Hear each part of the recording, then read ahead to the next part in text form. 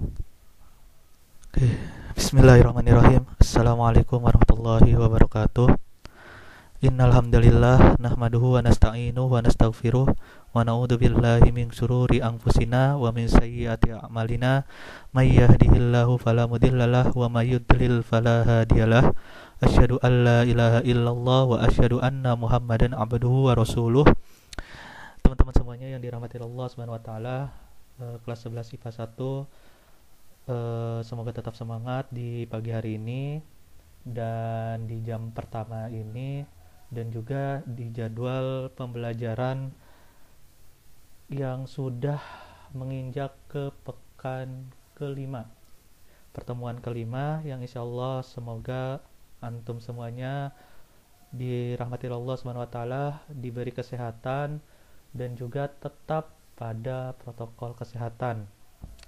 Nah, pada kesempatan kali ini, karena jadi jadwal Bapak seharusnya mengajar tentang fisika, dikarenakan selanjutnya nanti kita akan belajar bagaimana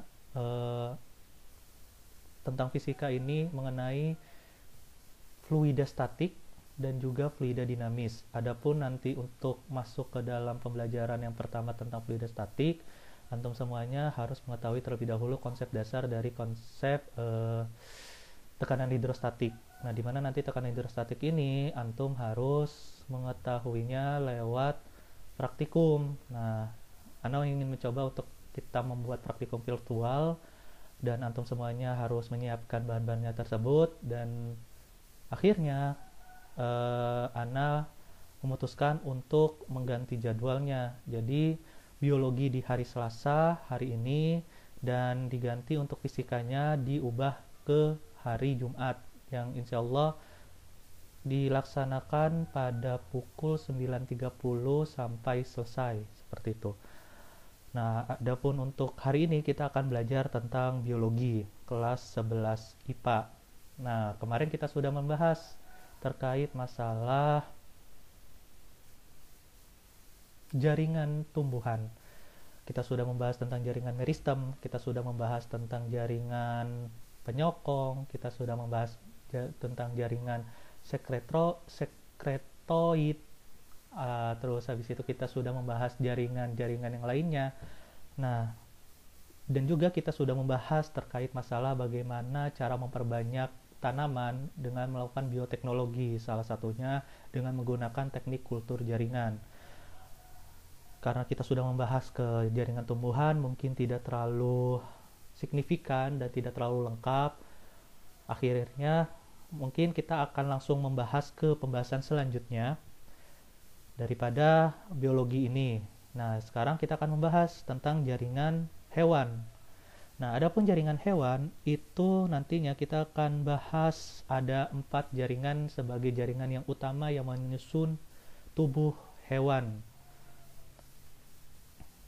Nah, salah satu atau salah duanya dari kita bahas untuk hari ini adalah jaringan otot dan jaringan syaraf.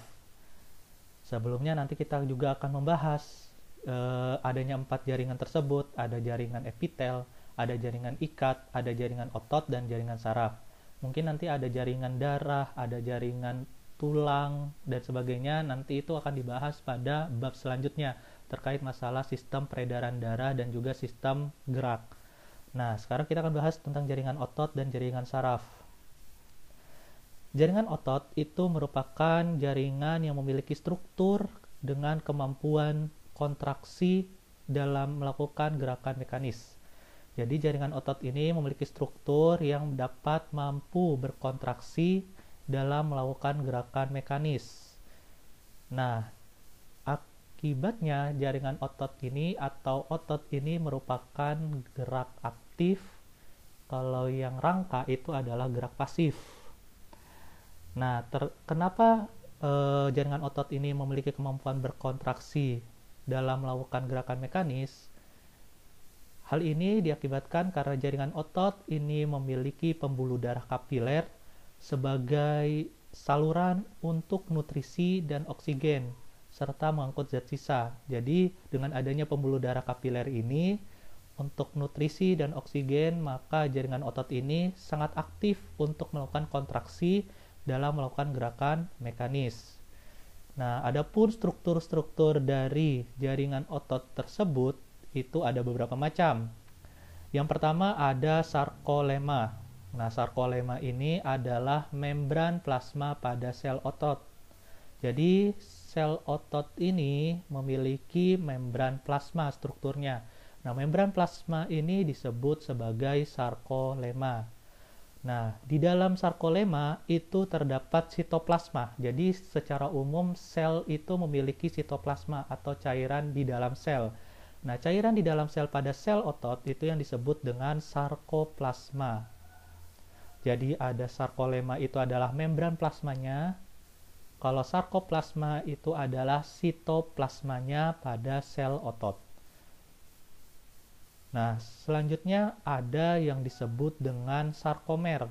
Sarkomer itu adalah pita gelap dan pita terangnya dari sel otot. Jadi sel otot itu memiliki pita gelap, ada bagian garis yang gelap, ada bagian garis yang terang. Nah, kumpulan dari pita gelap dan pita terang tersebut itu yang disebut dengan sarkomer dari sel otot tersebut. Nah, selanjutnya ada yang disebut dengan miofibril. Nah, miofibril ini jadi sel otot itu memiliki seratnya. Nah, serat otot itu yang disebut dengan miofibril. Nah, seperti ini di dalam sel otot atau di dalam sarkolema ini nantinya ada serat-serat otot. Nah, serat-serat otot ini yang disebut dengan miofibril. Nah, di dalam miofibril yang bagian garis-garis yang kecil-kecil ini itu yang disebut dengan miofilamen. Miofilamen ini adalah satuan terkecilnya dari miofibril. Nah, miofilamen ini dibagi menjadi dua. Ada miofilamen yang tebal, ada miofilamen yang tipis. Nah, kandungan miofilamen dari kedua ini berbeda juga. Miofilamen yang tipis ini kandungannya adalah aktin. Nah, sedangkan kandungan dari miofilamen tebal itu adalah miosin. Jadi kedua kandungan ini akan berbeda ketika miofilamen itu strukturnya itu ada yang tipis, ada yang tebal. Kalau yang tipis itu kandungannya adalah aktin, kandungan dari miofilamen tebal itu adalah miosin. Nah, ini adalah struktur secara umum dari jaringan otot. Selanjutnya ada jenis-jenis jaringan otot. Mungkin antum semuanya sudah tahu di SMP ataupun mungkin antum melihat di literasi yang lainnya di internet seperti itu, bahwa jenis jaringan otot itu dibedakan menjadi tiga. Ada otot polos, ada otot lurik, dan ada otot jantung. Nah, ketiga jenis otot ini memiliki perbedaan dari parameter-parameter yang sudah disebutkan pada tabel berikut ini. Jadi, dari bentuk sel, otot polos itu berbentuk gelendong. Berbentuk gelendong, bukan silinder. Jadi, gelendong yang nantinya itu setiap kedua ujungnya itu berbentuk runcing. Jadi seperti gelendong. Nah, itu bentuk sel dari otot polos. Selanjutnya ada kalau dari bentuk sel otot lurik, gelendong ya. Pokoknya itu bentuk sel dari otot polos. Nah, sedangkan bentuk sel dari otot lurik itu baik otot lurik maupun otot jantung itu silindris, panjang. Berbentuknya silinder, tidak meruncing ke ujung-ujungnya kayak gitu. Nah, otot lurik dengan otot jantung itu memiliki perbedaan juga dari bentuk selnya. Kalau yang otot lurik itu silindris panjang, kalau yang otot jantung itu di bagian ujungnya itu pasti akan bercabang lagi. Kalau otot lurik itu panjang, nggak ada cabang-cabangnya, otot jantung itu pasti ada yang bercabang 2 atau lebih. Seperti di gambar ini sudah pasti terlihat jelas kalau otot lurik itu lurus panjang. Kalau misalkan otot jantung itu nanti bercabang-cabang seperti itu. Nah, ini adalah bentuk sel dari otot polos, otot lurik, dan otot jantung. Sedangkan perbedaan dari segi ukuran sel itu bisa dilihat panjangnya dan diameternya sudah tertulis di sini. Nah, selanjutnya yang ingin Ana sampaikan adalah inti selnya atau nukleoidnya, bahwa inti sel dari sel otot polos, otot lurik, dan otot jantung ini ada perbedaannya. Kalau misalkan inti sel pada otot polos itu ada satu di tengah sel. Setiap sel itu di otot polos itu hanya satu inti sel. Dan tepatnya itu di tengahnya. Sedangkan kalau otot lurik itu inti selnya banyak. Akan tetapi tidak terletak pada tengah otot, melainkan pada pinggir-pinggir serat. Nah, itu ada pada otot lurik. Sedangkan pada otot jantung itu hampir sama dengan otot polos. Cuman perbedaannya pada otot jantung itu terletak satu di tengah serat, bukan di tengah sel, melainkan di tengah serat. Itu adalah inti sel dari otot polos, otot lurik, otot jantung. Sedangkan pada pita gelap terangnya ini, kalau otot polos itu tidak ada sama sekali pita gelap terangnya, bisa dilihat di sini. Tidak ada pita gelap terangnya. Nah, kayak gini nih, kalau misalnya otot lurik dan otot jantung itu pasti ada pita gelap terangnya. Nah, yang ini nih, yang Bapak tunjukkan.